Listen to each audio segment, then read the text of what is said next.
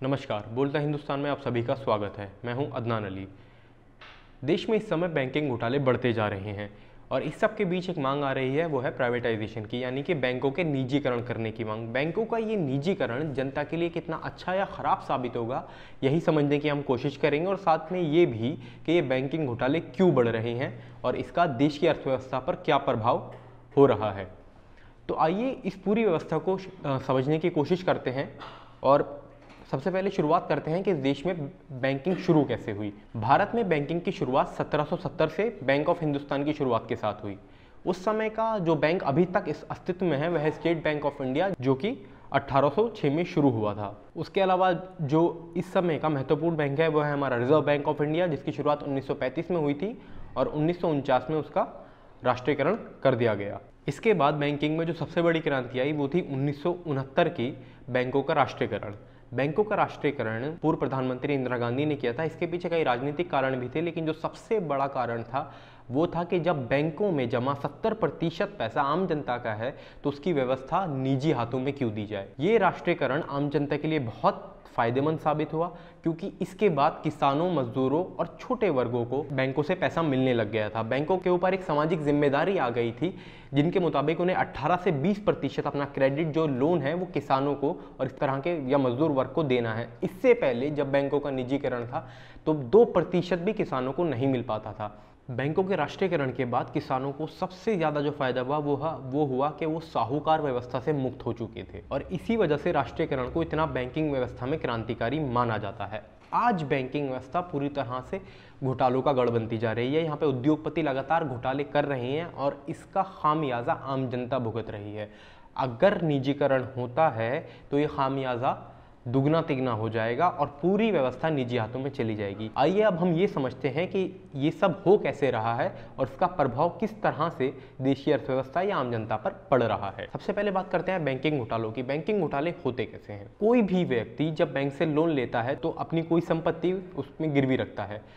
अक्सर बैंकिंग अधिकारियों से मिलकर इस संपत्ति की जो कीमत होती है उससे ज़्यादा आंका जाता है। उसके बाद जब लोन लेने वाला व्यक्ति अपने बिजनेस को दिवालिया घोषित कर देता है तो बैंक कानून के मुताबिक गिरवी हुई संपत्ति से वो रकम वसूलना चाहता है, लेकिन वो रकम वसूलते वक्त कम निकलती है। बैंक उस संपत्ति को बेचकर जो भी रकम वसूली जाती है वसूलता है और बाकी का पैसा राइट ऑफ कर देता है, यानी कि माफ़ कर देता है। और इसी तरह से ये माफ़ करता हुआ पैसा बढ़ता जा रहा है और बैंकों पे इसका बोझ भी बढ़ता जा रहा है। उद्योगपतियों के लिए लोन माफ़ी लगातार बढ़ती जा रही है। जब किसानों की लोन माफ़ी की बात आती है, बैंकों के गवर्नरों से लेके फाइनेंस मिनिस्टर तक ये बात करने लगते हैं कि कैसे इसका दुष्प्रभाव अर्थव्यवस्था पर होंगे। लेकिन वहीं दूसरी तरफ उद्योगपतियों का लोन लगातार लाखों करोड़ का लोन माफ़ किया जा रहा है, लेकिन उसके लिए कोई नहीं बोल रहा है। आरबीआई ने एक आरटीआई कार्यकर्ता चंद्रशेखर गौड़ को ये बताया था कि 2013 से 2017 तक 3,67,000 करोड़ रुपए बैंक माफ़ कर चुके हैं, यानी कि रेट ऑफ कर चुके हैं। या उसी घोटाले के ज़रिए कि जब किसी उद्योगपति का दिवाला निकल जाता है और उसकी जो संपत्ति होती है उससे वो पैसा नहीं वसूला जाता जितना उन्होंने दिया था, और उसके बाद जो पैसा बचता है उसे माफ़ कर दिया जाता है। क्योंकि कोई भी बैंक नहीं चाहता कि उसकी बैलेंस शीट में जो ये पैसा है, ठीक है, ये दिखाई दे, क्योंकि ये बैंकिंग क्षेत्र के लिए, उनकी इमेज के लिए ख़राब माना जाता है और इसीलिए वो इसको माफ़ कर देते हैं। और ये माफ़ करती हुई रकम इतनी बढ़ गई है कि अब ये 3 लाख करोड़ को भी पार कर चुकी है। बैंकों के ये घोटाले लगातार बढ़ते जा रहे हैं। रॉयटर्स ने आरबीआई से आरटीआई की एक जानकारी के मुताबिक बताया था कि 2012-13 से 2016-17 तक 8,670 बैंकिंग घोटाले हो चुके हैं। इन बैंकिंग घोटालों में भारतीय बैंक 612 अरब यानी कि 61,200 करोड़ रुपए गंवा चुके हैं। 2013 तक जो सालाना बैंकिंग घोटाले थे वो 6,200 करोड़ थे, लेकिन 2017 में अब ये बैंकिंग घोटाले लगभग 17,600 करोड़ के वार्षिक तौर पर हो रहे हैं। मतलब एक साल में बैंकिंग घोटालों की वजह से 17,600 करोड़ रुपए गंवा रहे हैं। ये बैंकिंग घोटाले लगातार बढ़ते जा रहे हैं। ये जो 61,200 करोड़ रकम है, इसमें पीएनबी का हालिया जो घोटाला हुआ है ये जुड़ा हुआ नहीं है। अगर इसको हम जोड़ लेते हैं तो ये रकम 70,000 करोड़ को भी पार कर जाएगी। इस बढ़ते बैंकिंग घोटालों की वजह से एनपीए यानी कि नॉन परफॉर्मिंग एसेट्स बढ़ता जा रहा है। एनपीए बैंकों का ऐसा कर्ज होता है जिसे अक्सर उद्योगपति दिवालिया होने की कंडीशन में या फिर जानबूझकर नहीं चुकाते। जब आप एक समय सीमा तक अपना कर्ज नहीं चुकाते हैं तो वो एनपीए बन जाता है। इसे बैड लोन्स भी कहा जाता है। पिछले 3 से 4 सालों में एनपीए बहुत ज़्यादा बढ़ा है। आरबीआई ने जून में एक आरटीआई के जवाब में बताया था कि 2013 तक भारतीय बैंकों का एनपीए 2,40,000 करोड़ था और अब ये एनपीए 9,50,000 करोड़ हो चुका है।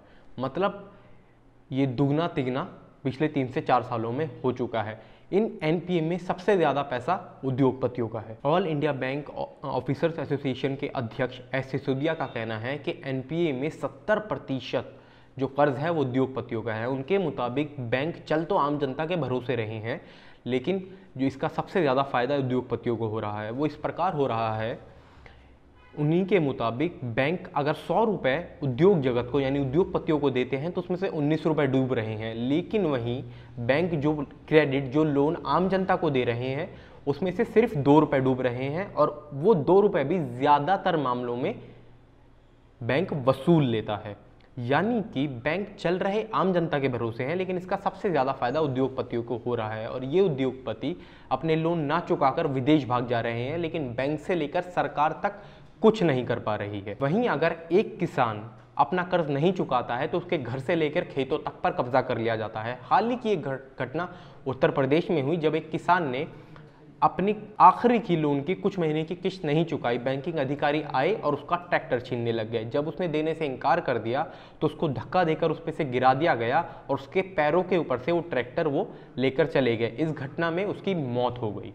देश में बढ़ते इस एनपीए के कारण आज देश का हर व्यक्ति कर्जदार हो चुका है। एक रिपोर्ट के मुताबिक इस समय 9,50,000 करोड़ का जो एनपीए है वो इतना है कि अगर देश का हर व्यक्ति इसे चुकाए तो उसे लगभग 6,500 रुपये देने होंगे। यानी कि माल्या और नीरव मोदी जैसे लोग जो पैसा लेकर भाग रहे हैं उससे देश का आम नागरिक कर्जदार हो रहा है। ये सब अपने आप में एक बहुत बड़ा घोटाला व्यवस्था बनती जा रही है। इसमें बैंक अधिकारी से लेकर राजनेता तक शामिल होते हैं जो अपनी पहुंच का और ताकत का फ़ायदा उठाकर उद्योगपतियों को बैंक से लोन दिलाते हैं और बैंकों पे जोर डालते हैं कि वो इस तरह के लोन पास करें और इसी के कारण यह व्यवस्था ख़राब होती जा रही है। अमेरिका में भी 2008 में ऐसा ही एक फाइनेंशियल बबल बन गया था जिसकी वजह से वहाँ पे बहुत बड़ा वित्तीय संकट आया। उससे अमेरिका आज तक नहीं उबर पाया है। भारत जिसकी अर्थव्यवस्था पहले से ही ख़राब चल रही है, जीडीपी से लेकर मैन्युफैक्चरिंग तक कुछ भी अभी सही हालत में नहीं है। अगर वहाँ पे बैंकिंग व्यवस्था में क्राइसिस आ जाता है तो इस देश की अर्थव्यवस्था भी इस काबिल नहीं है कि इसको झेल पाए।